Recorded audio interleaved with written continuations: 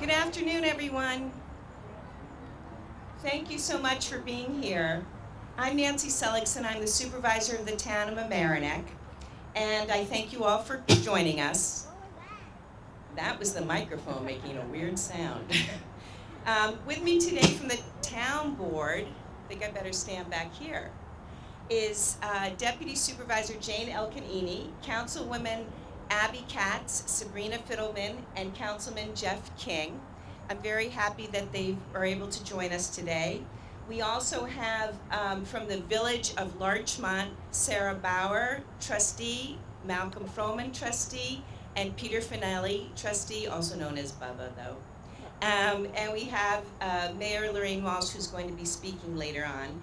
From the Village of Mamaroneck, unfortunately, Tom Murphy is not going to be able to join us today. He's actually rescuing someone as we speak. And we are happy to have Nora Lucas and Kelly Wenstrup, trustees from the Village of Mamaroneck. So wow, it's been 18 years since our world was kind of turned upside down. It made us change the way we think about the world, the way we think about security, tall buildings, airplanes, schools, large gatherings, sporting events, and especially this date on the calendar. The terrorist attacks of September 11th, 2001 changed our narrative and our identity as New Yorkers and as Americans. But we're gathered here today to remember those relatives, friends, and neighbors who lost their lives on September 11th, 2001. And we're also here to appreciate and thank our first responders from our communities. We have members from the police forces, fire departments, and ambulance corps from the 3 municipalities, Village of Mamaroneck, Village of Larchmont, and Town of Mamaroneck. And we're here to provide comfort and community in their memory and to bring us all together, because we are strong as a community and we have strength in coming together. We've also been joined by Dan Natchez, who's a trustee in the Village of Mamaroneck. We have many different community groups that are going to participate in today's event. And the first is we have the Color Guard from American Legion Post 347 and 90.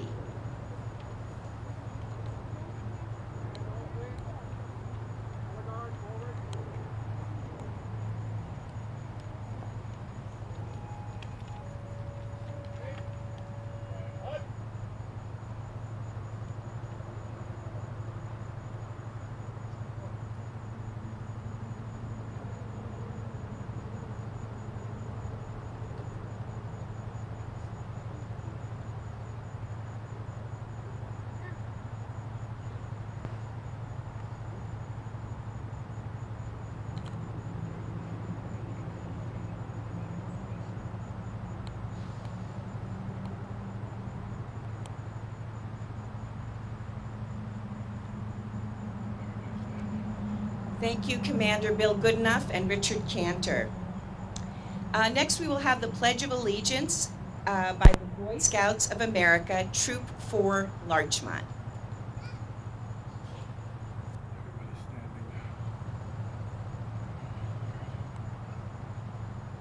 Troop 4 Larchmont invites everybody to the Pledge of Allegiance. Those in uniform, please salute. Veterans, please salute. The rest of us, put our hands over our heart. Right hand salute. I pledge allegiance to the flag of the United States of America and to the republic for which it stands, one nation, under God, indivisible, with liberty and justice for all.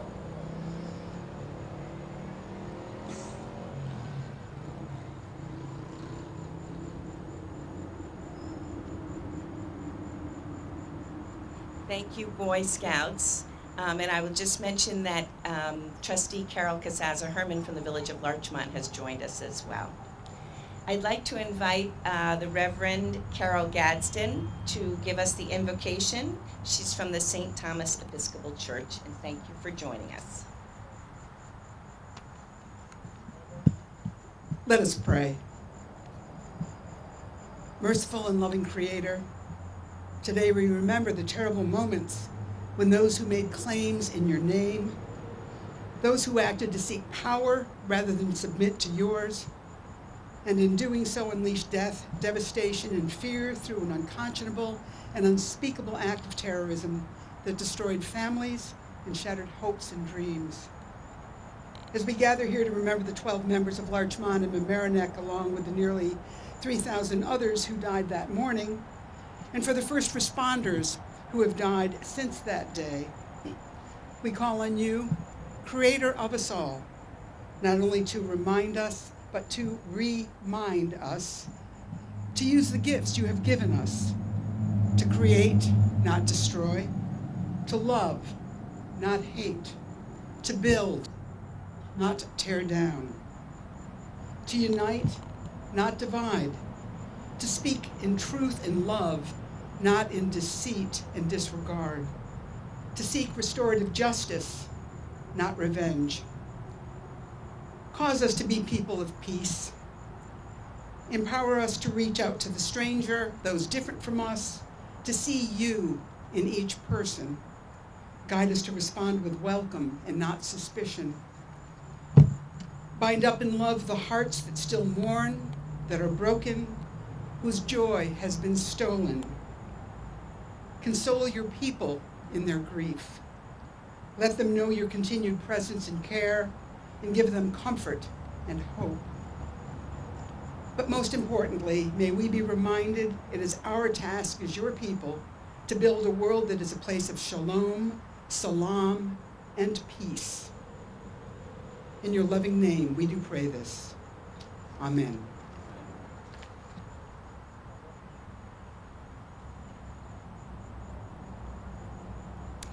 Thank you, Reverend Gadsden. I'm now going to ask Commander Bill Goodenough to come up and give a few remarks.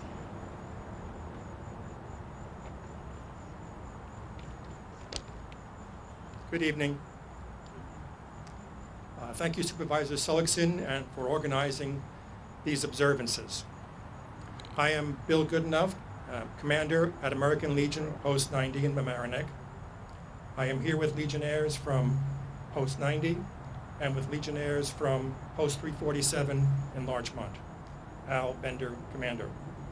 I am also honored to be here with Veterans of Foreign Wars Post 1156, Larchmont Past, Post Commander, Mr. Bert Corwin. Members in our associations are service veterans of the United States Armed Forces. We say we are still serving America. Every day, I think about how much I love my country, how lucky I am, how lucky we are, privileged, protected, and safe. This is the way it's supposed to be. Today we are grieving for our neighbors and all those lost in the attacks 18 years ago, for their families and the others also deeply affected by their loss. For those lost that day, it was not part of the deal that they should have been in harm's way. It takes a shameless coward to strike from a hiding place in order to cause harm to an innocent person. We did not know how cowardly or fanatical our enemy was. Today we act accordingly. We still have love, compassion, and tolerance. We also have the global war on terrorism. Overseas, we have the protection of the greatest, best armed, best trained, most dedicated armed forces in the world carrying on the fight. We have the support of our allies. Protecting us at home, we have the police and firefighters, first responders. We are also learning now about a new kind of terrorist. A domestic fanatical coward who also strikes at the innocent and the vulnerable. We will learn how to defeat them too. If today you are 18 years old, then for your whole life, our country has been at war. If you were 18 years old in 2001, then today you'd be 36 years old. And our country would have been at war for your whole adult life. I was 36 years old in the year 1991. It was the year that the Berlin Wall fell and the Cold War ended. So if you are an adult aged 18 to 36, I am here to tell you what the rest of us know. It is that while we bear witness and remember the attacks of 9/11, in our grief, we also remember that there was a time when our country was at peace, and with resolve, tolerance, and understanding, we shall see such a time again. It is an honor to speak to you today. Thank you, responders. God bless America.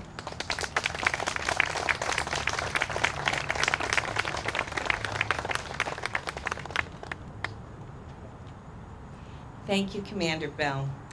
Next, I'd like to call upon the Honorable Mayor Lorraine Walsh, Village of Larchmont.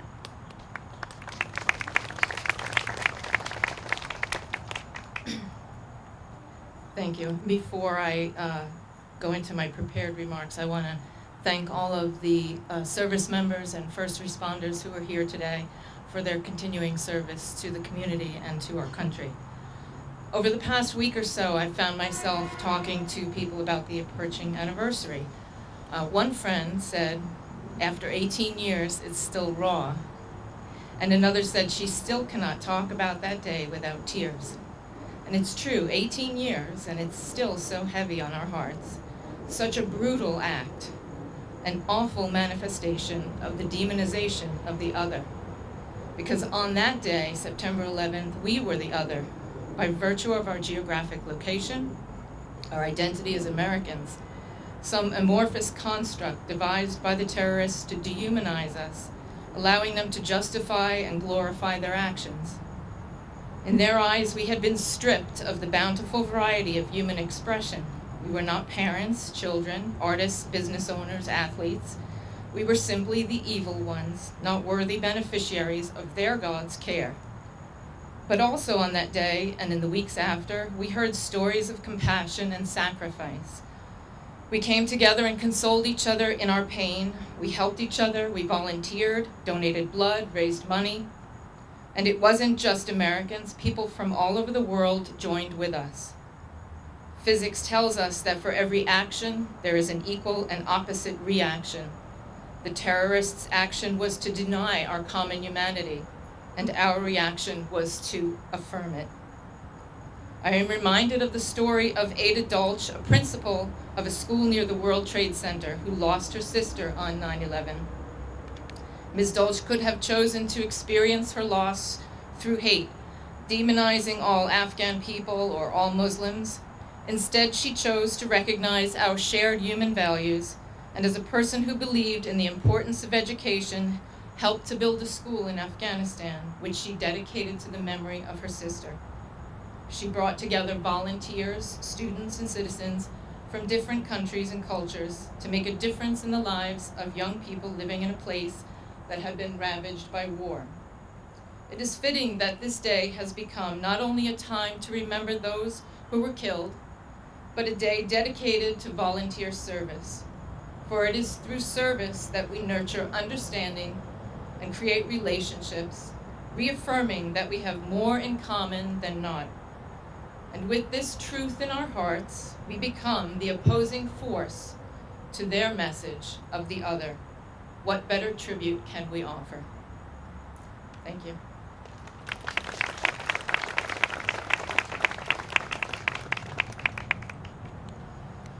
Thank you, Lorraine. I'd like to now ask County Executive George Latimer to join us.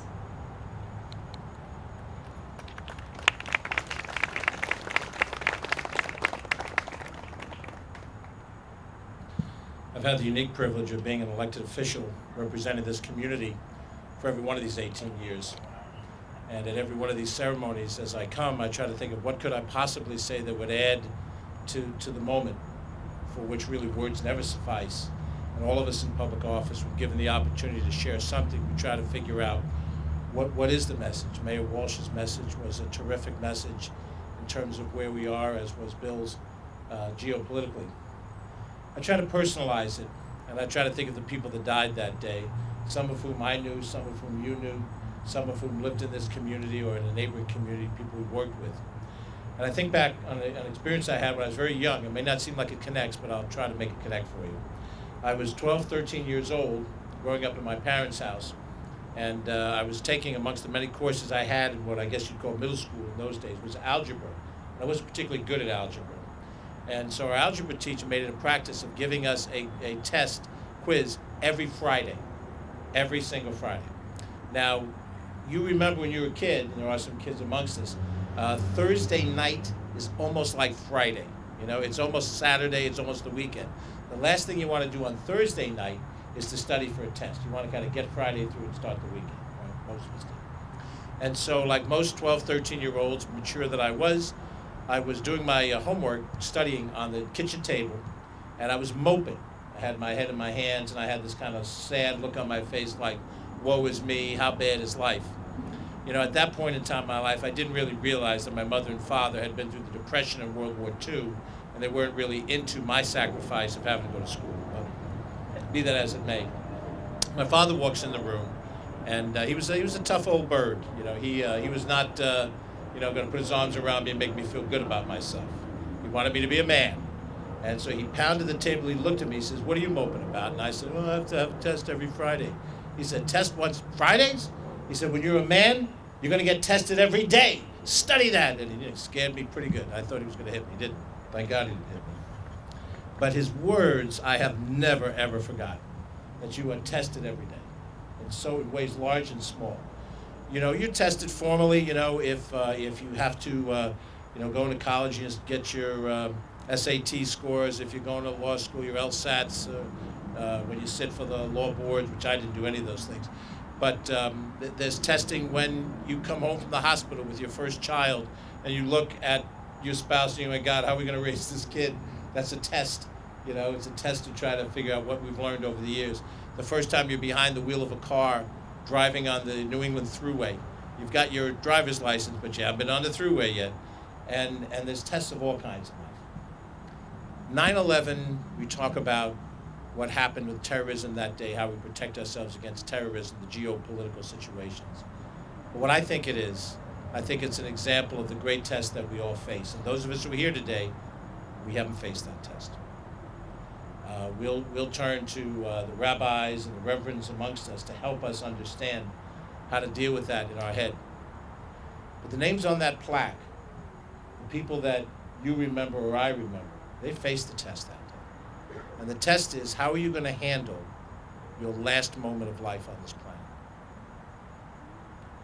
We'd all like to think we're going to be somewhere in our late 90s, early 100s, laying peacefully in bed, our family surrounded us, sort of a peaceful passage into the next reality.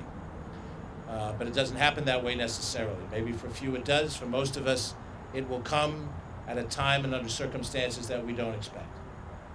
And for the people that got on the train at that train station and went to Grand Central, just like many of us have done in the past, and got off at Grand Central and took the number 6 train down to Brooklyn Bridge, and it was a beautiful morning. The chances are pretty strong that they walked from Brooklyn Bridge over to the towers. I had offices at one point in time earlier at Tribeca, and that's what I would do. And somebody stopped for coffee, was a little late to go into the building. Somebody wanted to be at their desk at the first thing in the morning so that they could start their work of the day. And that was the difference as to whether you faced the test, the ultimate test. I've been on an airplane many times as in my corporate career.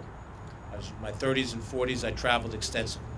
And when I was on an airplane and I settled in, after the unbuckled seatbelt lights went off and I opened up whatever I was working on, I started reading it, I wouldn't have imagined that somebody across the aisle from me could say, hey, buddy, we got to do something. Do something about what?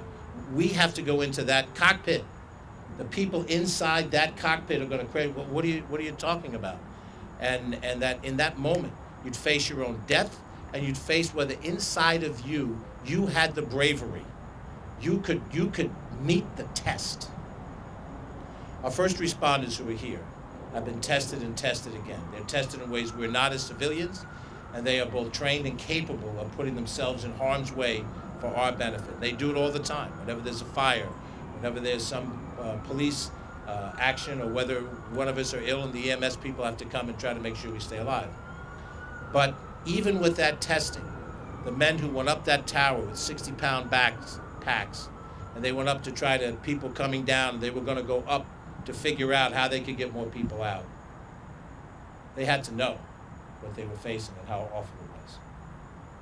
So whether you're on the planes, not just the plane in Shanksville, but Flight 11 out of Boston going to San Francisco that never made it there. That day was a test for average, everyday human beings. We never want to be put to that test. If we can avoid it, every one of us would avoid it. But they faced that test. I believe, and I'll again refer to the spiritual amongst us, that they, having faced that test in paradise, I have to believe that. I have to believe that people whose lives were cut short unfairly somehow have been compensated in the hereafter to make rational sense of this. The only rational sense we can make of it is to imagine that the people amongst us who are the relatives and family members have a certain hurt that never goes away, and we as their friends have to always be there for them. And as was pointed out earlier, we rededicate ourselves to a day of public service as best as we can to show that we care. It is true that none of us died on 9/11, but it is also true that every one of us will die. And how we face that test will tell us a hell of a lot in retrospect on how we view this day.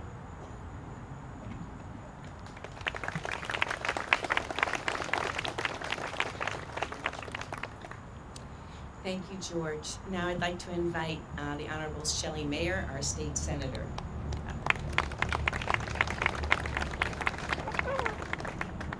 Thank you very much. First, thank you to our first responders who are here and those who are not here. Those who did something that, as George said, we don't know that we could have done, that took an ultimate act of courage. Today's a day to remember them and remember their memory and never forget. But I think we also have a challenge because 18 years have passed. And while we're here to remember the memories of those who we lost, we are also here to rededicate ourselves going forward. And I think we have two things to do. One, we have so many young people for whom this is not a real memory as it is for those of us who lived through that day. And we owe it to ourselves and our country to make sure that they understand how significant this day was, and that we teach them that this day should never, ever occur again. And so I'm proud that this year we have changed the law to require every school in New York to have a moment of silence on 9/11, as we do for other important holidays. Going forward, we are going to require every class on 9/11 to have a moment for the teacher to take the opportunity to explain and discuss, and for the memory of those who were lost to be remembered. So that is one of our challenges. Our next generation must understand what happened on that day. Secondly, we have a generation of people who we are losing due to 9/11 related illness. And we have an obligation to them not to turn our back, not to forget them, not to minimize what has happened. But as a result of their service, they are now sick and dying. It is our obligation, our solemn obligation as Americans, to stand by them, to be there for them, and to never forget what they sacrificed. And everything they need, we must be there for them. So that is a challenge of 18 years having passed. I know that we all pledge ourselves to meet that challenge. But today is a day to remember, today to honor memory, to thank those who stood in the path, and to rededicate ourselves going forward. Thank you.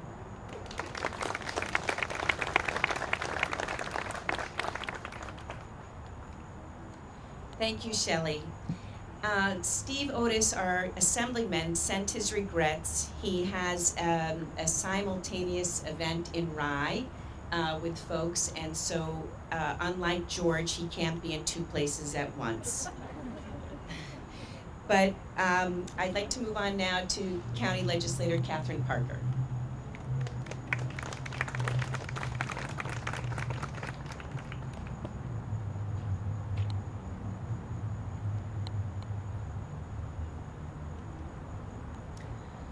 Thank you, Supervisor Seligson. First of all, let me say that it is so good to see so many people in the town of Mamaroneck here today to remember this day. I look at how far we have come in these 18 years. I remember, 18 years ago, my daughter was 10 months old. And I remember the day was beautiful, it was cooler than today. And I'm sure all of you have your memories that are seared into our brains. My daughter's now 18, a full adult, and in many ways we have lost our innocence in the world. I also know that in my home community of Rye, for the last 18 years, we've been honoring those that lost their lives who were working, got on the train and went in. But this year will be different. We're going to honor a first responder who was with the FDNY. And that is something, again, that number keeps growing. And thank God Congress decided that they were going to continue to allow people to be covered when they have those conditions that are created from 9/11. But I heard some words earlier at our Westchester commemoration that was brought up by one of the holy people that was speaking, and I really think I'm going to take a little bit of a page of what they were saying, and I did a little research on the way over. 18, I knew it was a very important year in the Jewish religion, meaning life. But it's also very meaningful in the Chinese culture and in other cultures around the world. And when I was thinking about that, again, life, and here we are at a day where we really think of death, I have to remember that all those that we lost, they're with us. They live on in us. So for this year to remember that though the people that flew the planes into those buildings wanted to really break our spirit and destroy our lives, we Americans all together, regardless of faith and party and everything else, we came together. We are one.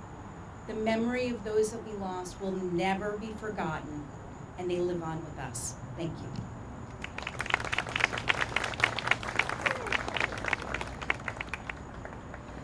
Thank you, Catherine.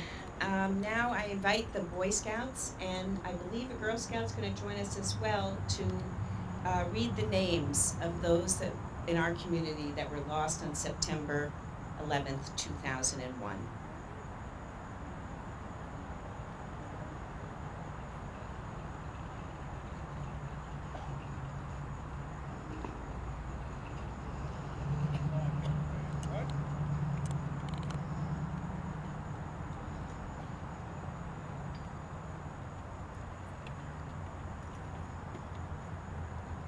Helen Melilovsky,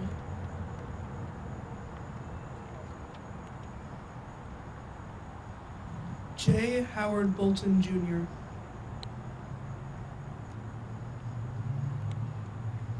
Douglas G. Karpaloff, Maurice P. Kelly,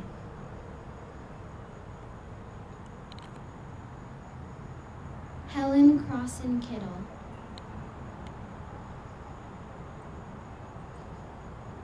Patricia Helen Kittle,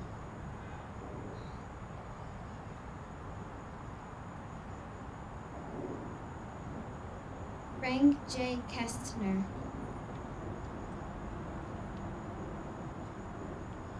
Edward H. Lookett,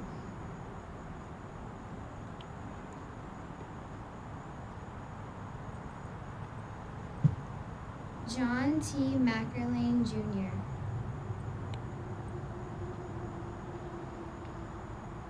Christopher T. Orgolevitz,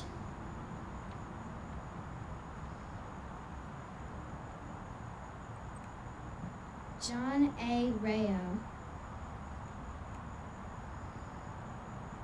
John F. Swain,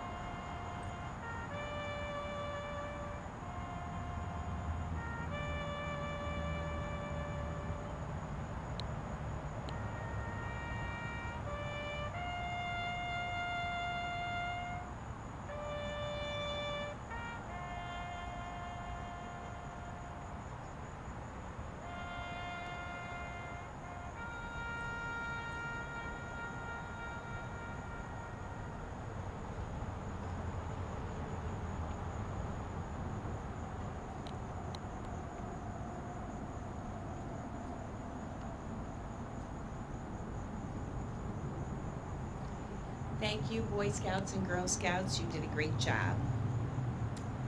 Now we're going to have the placing of the wreaths, and I'm just going to call up each municipality, and you guys can decide who's going to place the wreath. So I'm going to start with the town of Mamaroneck.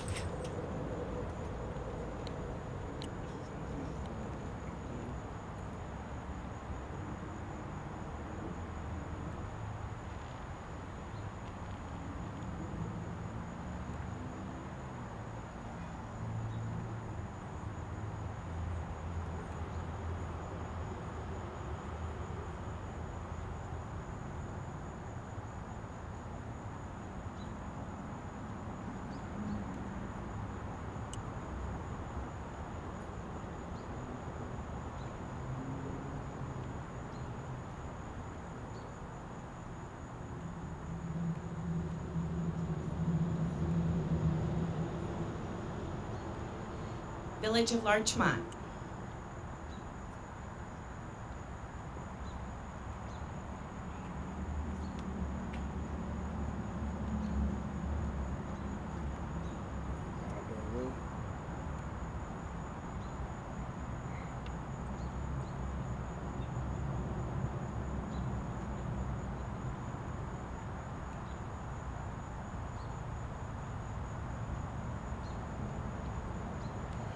Village of Mamaroneck.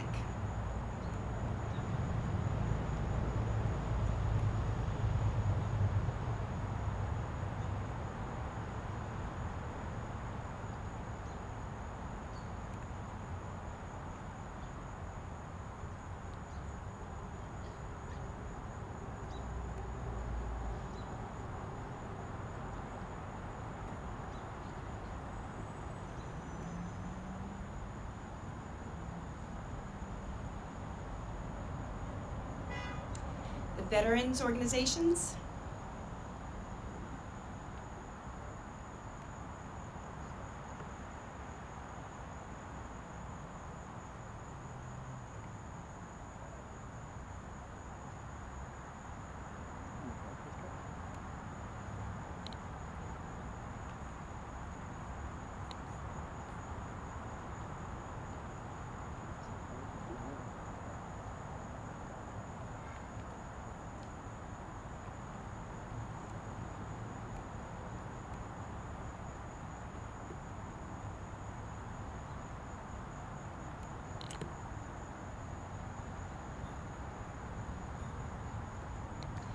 The Girl Scouts.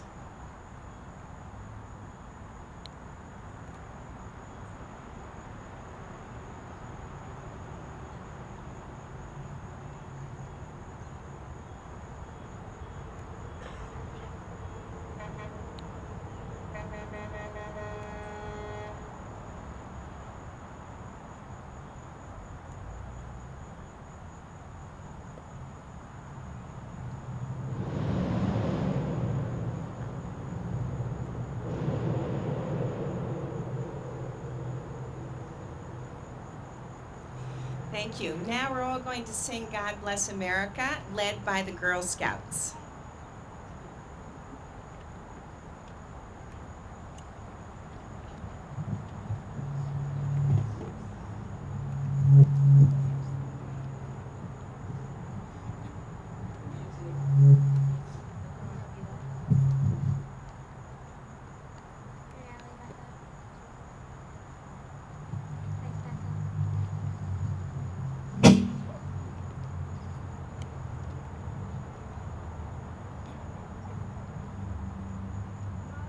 God bless America, land that I love. Stand beside her and guide her through the night with the light from above. From the mountains to the prairies, through the oceans, like with flow. God bless America, my home sweet home. God bless America, my home sweet home.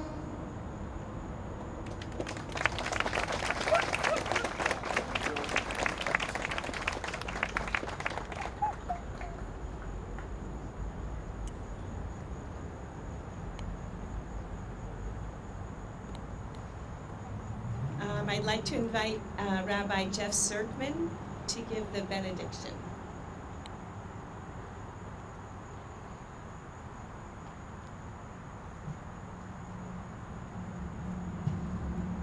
How do we remember in order to make memory live? On this 18th commemoration, as you may have noticed before, you heard it, the number is the key.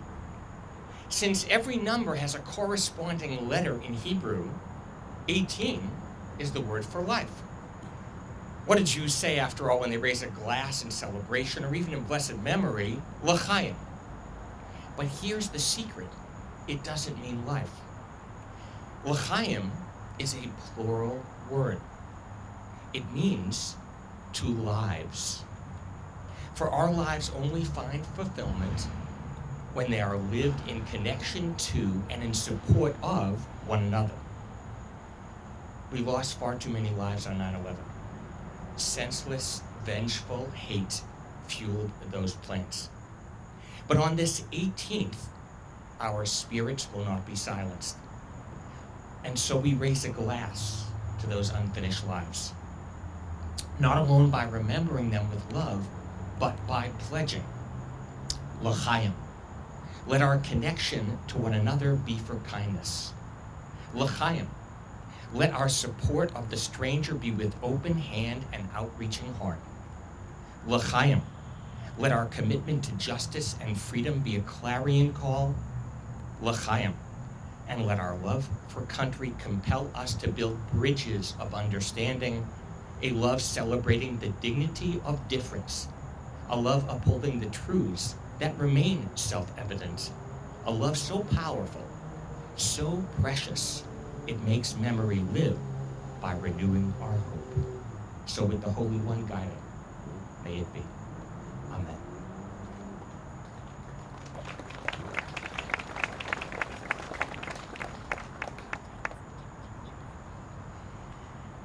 Now I have the hard job of thanking everyone, because I feel so filled and enriched by this ceremony.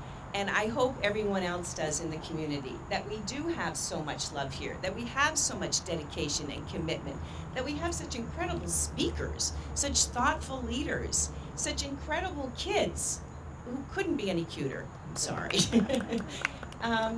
It is just wonderful to bring everyone together, and it's wonderful to bring together young, middle, older than middle, and older folks together, as well as be in the presence of all our first responders. So thank you to Chiefs Criazzo, Polway, Leahy, and all the representatives from the police departments. Thank you to Chiefs Russo and Caparelli and all the representatives from the fire departments. Thank you to all the representatives from the veterans. It You also make our community so much stronger and so much richer, and Al knows he makes it prettier too. But I really want to thank all of you. And I also have to point out the wonderful highway department in the town of Mamaroneck, who worked so hard to make this Girl Scout Rock and this park so beautiful for us on today's date. And they were led by John Beretta in this instance. I also want to thank Sue Odierna, who's my assistant, who really works to coordinate all of this and to bring all of us together, and now makes it work like clockwork. So I really have to thank her for that.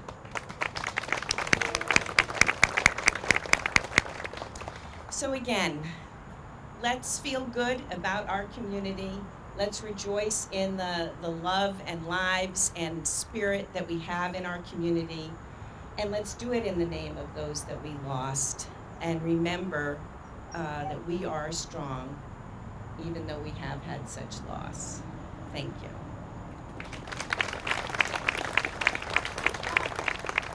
Joe just reminded me, I forgot to mention Ambulance Corps. I'm sorry, Grant Machinian. I, of course, meant for all first responders and all the responders. Thank you.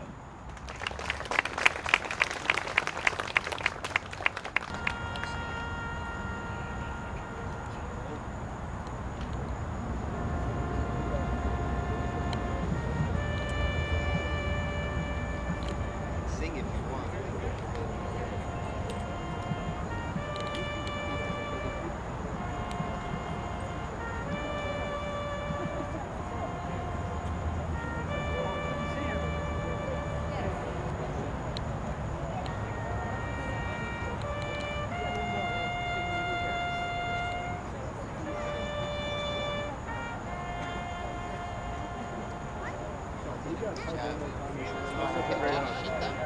Hello.